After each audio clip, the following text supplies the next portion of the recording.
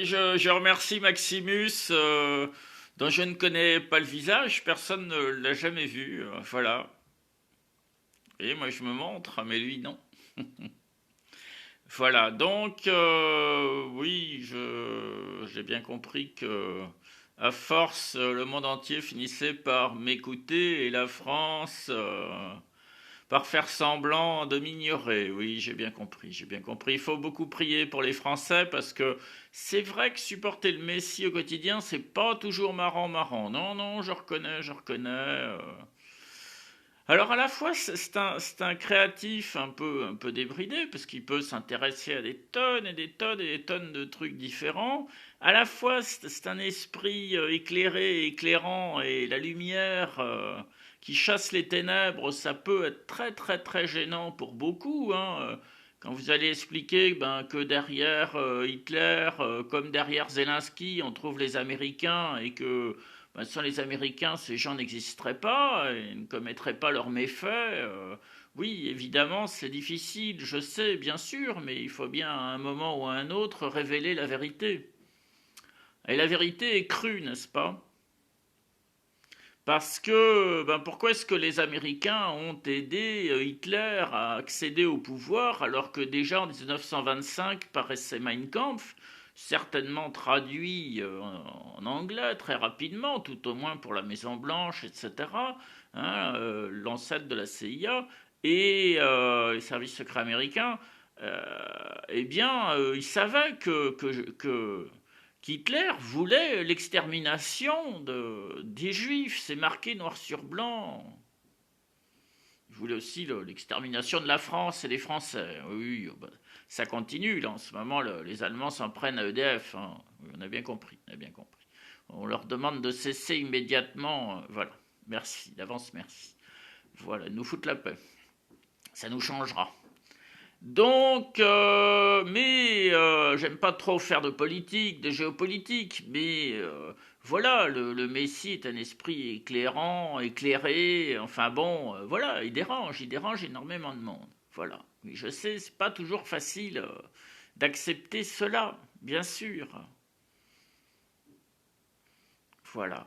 Il vous éclaire sur tout, il vous éclaire sur Dieu, sur l'amour infini de Dieu, mais moi je ressens l'infini amour de Dieu, bien sûr, c'est quotidien, c'est du lever au coucher, mais la seule chose c'est que moi je suis obéissant à Dieu, je partage sa parole, je vous engage, je vous incite à lire la sainte parole de Dieu inscrite dans la Bible et de ne pas passer, perdre votre temps là, c'est devant un espèce de fétiche immonde là. Soleil en plus, non mais un rite solaire. Non mais je sais pas, l'Église elle est complètement aveugle de sa propre nullité, de sa propre dérive, je sais pas, elle est... C'est amusant, hein, c'est amusant. On dit toujours que le malade ignore sa maladie, mais alors là, à ce point-là, c'est quand même assez fascinant. Ah oui, moi j'ai vu des moines fixer le fétiche comme ça dans les monastères, alors que à côté ils lisent la Bible, tout ça, et que normalement ils sont tombés sur Osée 8.4. Alors là on comprend plus, vous voyez. Et fort heureusement, Dieu m'a fait rencontrer Romain Vinan à l'Érins, qui est en réalité un protestant quasiment infiltré dans un monastère catholique, et fort heureusement il me l'a mis devant moi bah, et Romain a dit il faut que François, il faut que tu lises la Bible, il faut que tu lises l'Ancien Testament et grâce à lui, vous voyez, je suis revenu, voilà. Et il avait raison.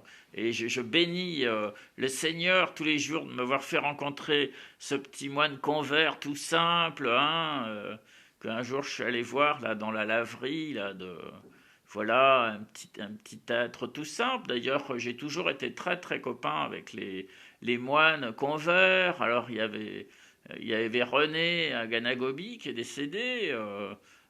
Il y avait bien sûr, c'est un Polonais d'origine, très gentil. Et donc un Romain, et puis bon, voilà, il y en a plein d'autres, mais quoique plein, plein, voilà. Alors j'ai quand même une petite chose à dire, voilà, c'est qu'avec, dans les monastères de femmes, donc les couvents, ça a été quand même moins pénible que chez les hommes. Voilà, je tenais quand même à le dire parce que, bon, il faut quand même être juste. Voilà.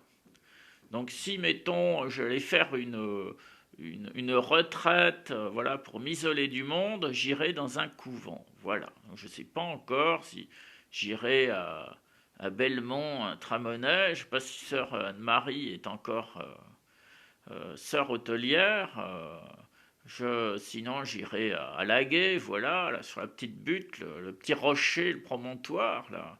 Ce lieu si extraordinaire, dans l'arrière-pays quasiment monégasque, hein, c'est derrière la Turbie, tout ça, c'est vraiment niché dans un creux de vallée, c'est très très joli aussi, Laguet, voilà. Donc, je vais plutôt voir les sœurs. Les sœurs sont quand même plus gentilles que les frères qui peuvent être des sacrés pots de vache, hein. Oui, j'ai croisé des serpents, hein. J'ai croisé des frères extraordinaires, mais j'ai croisé des serpents aussi en monastère. C'est pour ça que je fais très très très attention. Il y a toujours un serpent dans une communauté monastique. Et vous vous souvenez de cette phrase extraordinaire, hein, et pourtant qui a l'air très mystérieuse dans l'Évangile, hein, c'est « Je vous ai choisi, vous les 12, et pourtant voilà, il y a un serpent. » Eh oui, il y a Judas, il y a un traître, il y a un... Eh oui. Donc vous voyez, dans une communauté monastique de 12, vous allez trouver un serpent. Voilà. Je ne vous dis pas les noms, moi je les connais, oui. C'est assez pénible, il faut le reconnaître.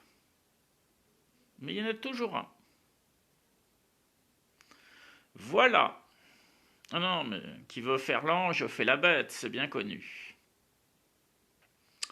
Sur ces bonnes paroles, je vous laisse méditer, voilà, et puis, oui, priez donc pour ces Français qui ont énormément de mal et qui croient pouvoir me dicter ma vie, m'envoyer dans le 06, alors que j'ai rigoureusement rien à y faire, voilà, sauf éventuellement une retraite de temps en temps, je ne suis pas brouillé avec eux, je serais très content de les revoir, mais j'ai pas envie d'y vivre, voilà, moi je suis bien à Lourdes.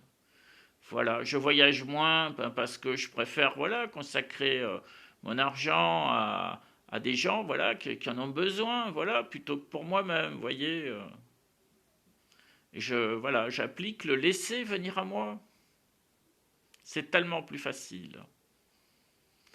Dieu vous bénisse, François.